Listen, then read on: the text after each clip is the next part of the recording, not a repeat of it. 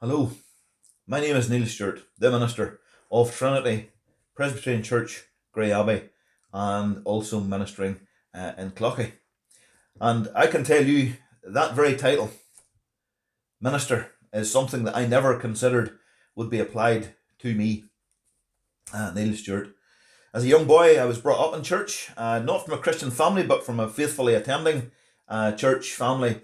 Sunday school, boys' brigade, and then later on youth fellowship were very big parts of my life. And I was a young kid who went to church, was sent to church, but it wasn't a chore. Certainly there were days that I was bored in church and sitting listening to sermons and things, and I was in Sunday school and I went in and out and didn't maybe pick up very much as I thought. But I did go. Good group of friends there, and people who I'm still friendly with, and some who still think of fondly those days, but we're not in touch. Our Sunday school cohort that moved through Sunday school together and up into youth fellowship. But those were good days as I reflect back on them, and very influential days.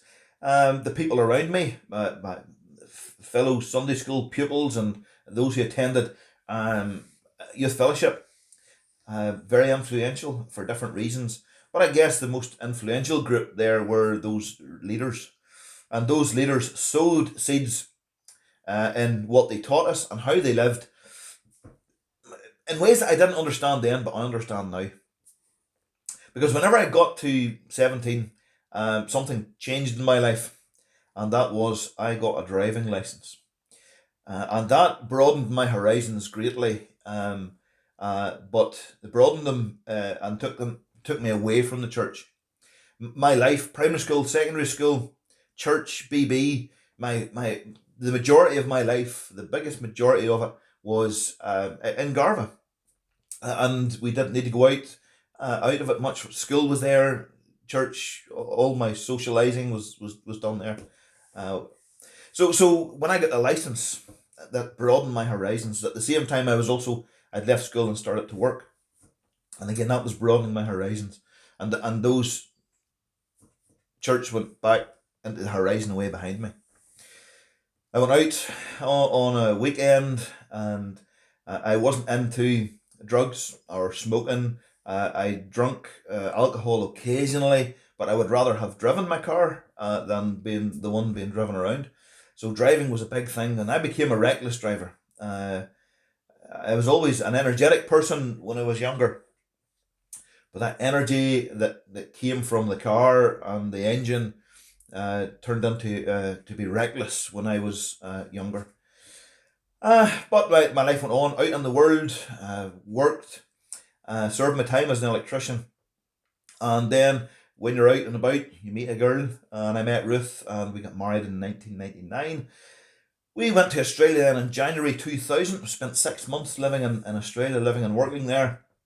And when we came home, um, church was nowhere really in my life. Church had completely nothing, no inclination, thought of church, thoughts of God, all of that, nothing. Well, when we came home, my granny said, "Hey, boy, you need to go to church. You're home and you haven't been to church yet." So I said to Ruth, "We're going to have to go to church because Granny's mentioned it, so we'll have to go."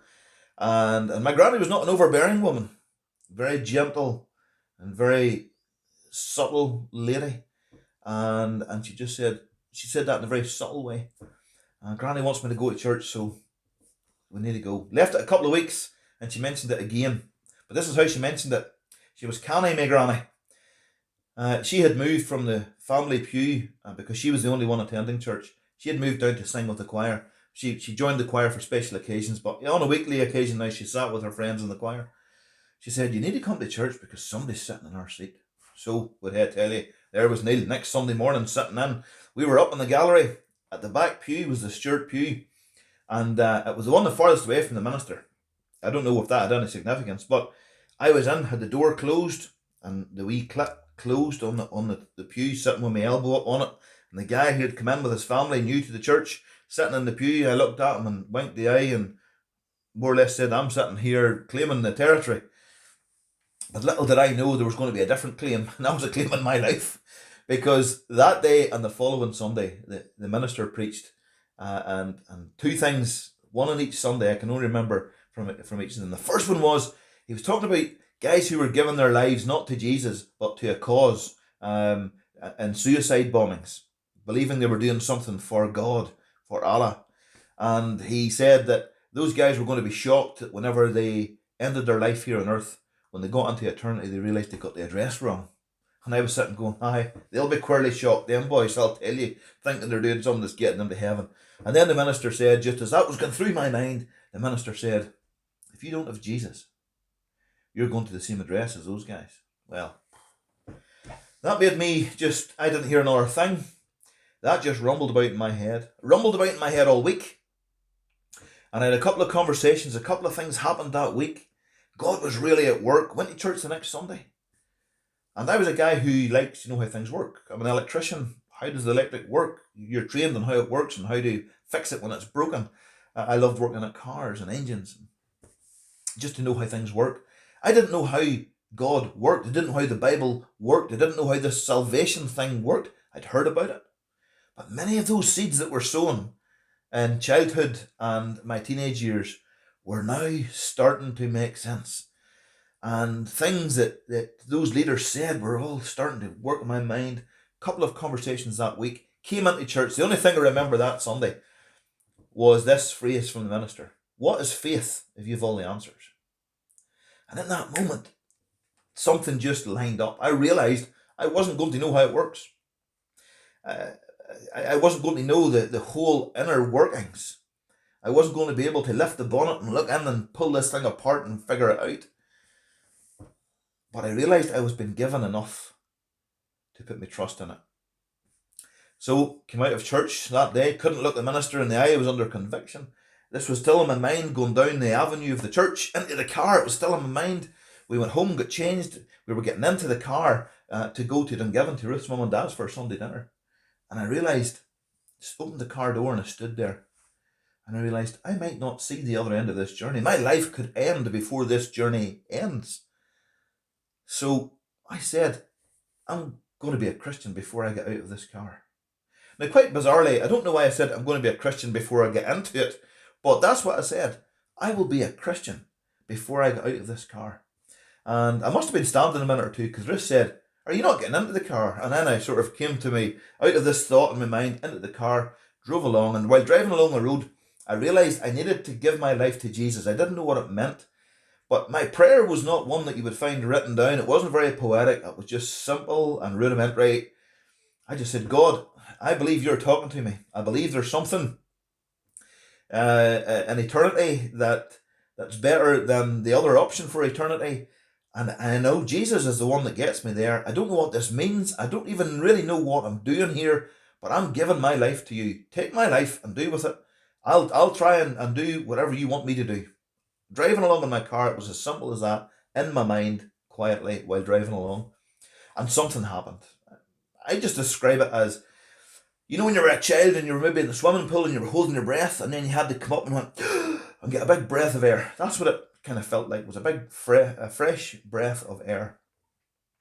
And I got a bit overwhelmed, a bit emotional. I pulled the car over and Ruth said, what's wrong?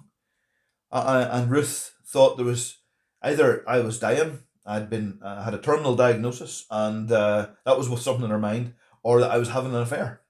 And for some reasons, this is one of the things that popped into her mind.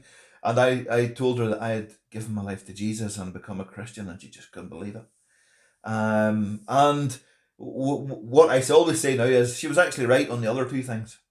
We have a terminal illness. It's called sin, and it kills us. And so, yeah, I realised that. And yes, I did start an affair with Jesus. I love Jesus. And so those two things that came to her mind were right in a different context. But Ruth was a follower of Jesus.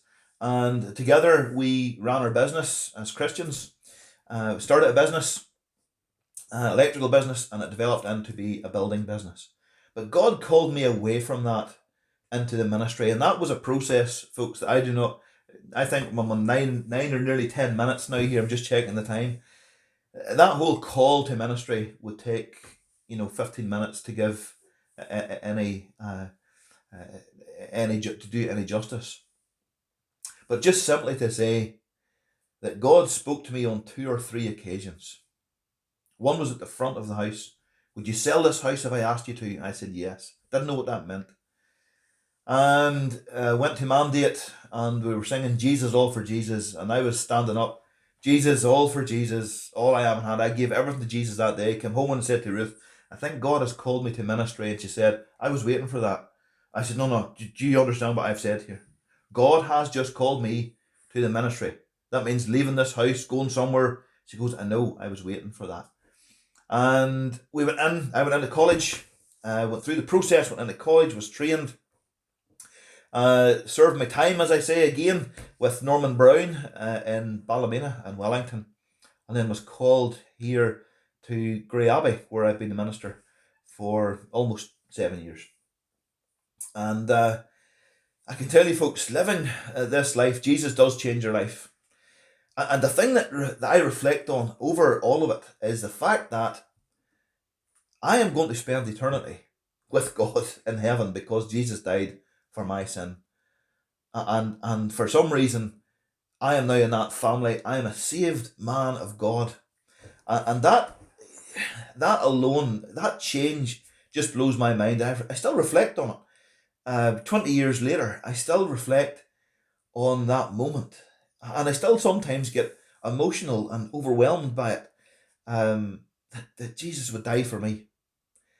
And then just to think that he would use me. I said to God, I don't know what it means. Here's my life.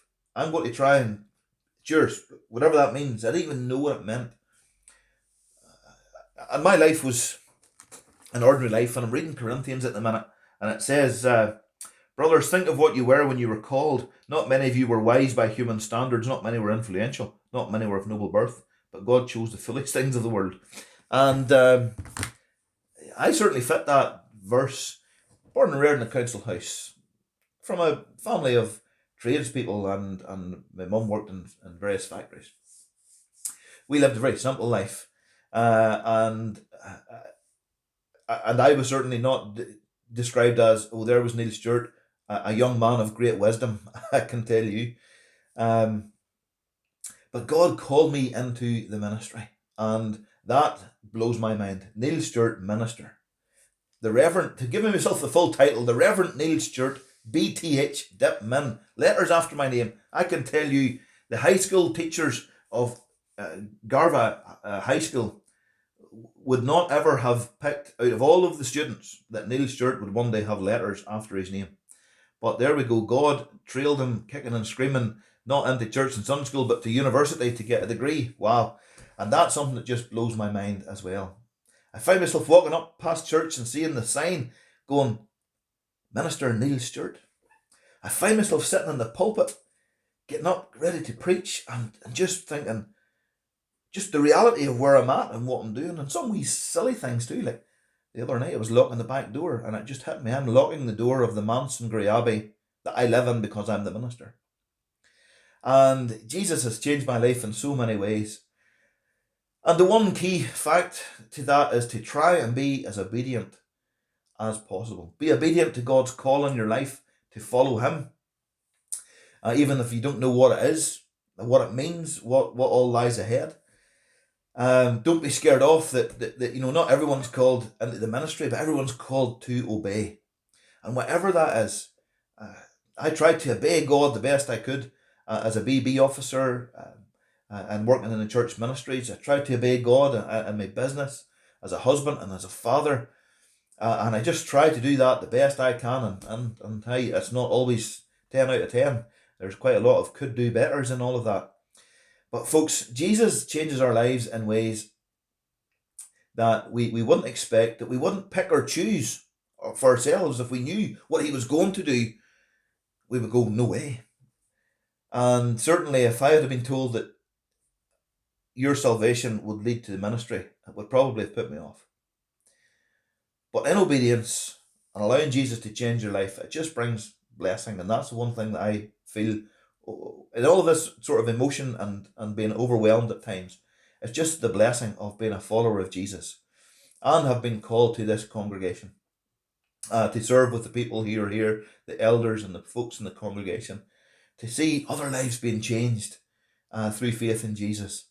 And that, folks, is the thing that I hope that you would take away from this testimony. How blessed I feel in my attempts to try and be obedient as Jesus continues to change my life. And I think that's the thing. It's not just changed in salvation, it's changed continually as life unfolds. So if he hasn't changed your life yet, let him do it. Let him change your life. Whatever seeds have been sown throughout your life, bring them all together. Realize what Jesus has done, and then just open yourself up to let him bless the socks off you. That's how I feel as your life unfolds. I hope this has been of help to you. You might have learned something that you didn't know about your minister before, or the minister of Grey Abbey. But every blessing as we come to the end now of 2020, as we head into 2021, our prayer is that God will still and continue to change people's lives. Take care.